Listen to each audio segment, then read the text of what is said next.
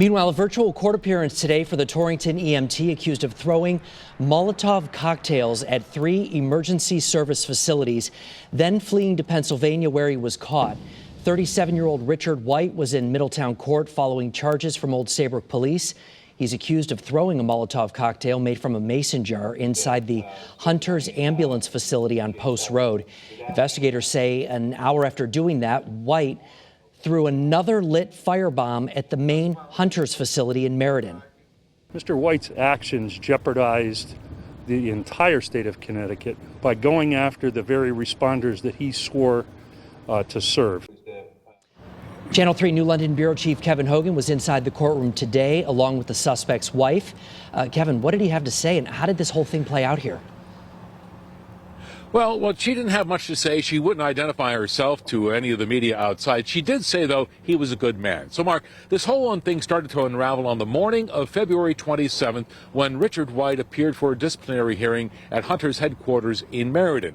After that hearing, he had some kind of altercation with a colleague. Then hours later, around 4 o'clock, he is caught on surveillance video camera at the Hunter's facility in Old Saybrook, throwing what they say was an incendiary device out of a mason jar with some flammable fluid inside. Then an hour later, he's caught again on surveillance video outside the Meriden facility in throwing another Molotov cocktail against the building. How, Kevin, did they go about catching him? Well, that's interesting. In the arrest warrant affidavit that we acquired today, Richard White, after the Meriden facility, he apparently, according to investigators, stopped at the Roxbury firehouse where he apparently threw another, caught on camera, incendiary device, and then, I believe, a residence in Washington.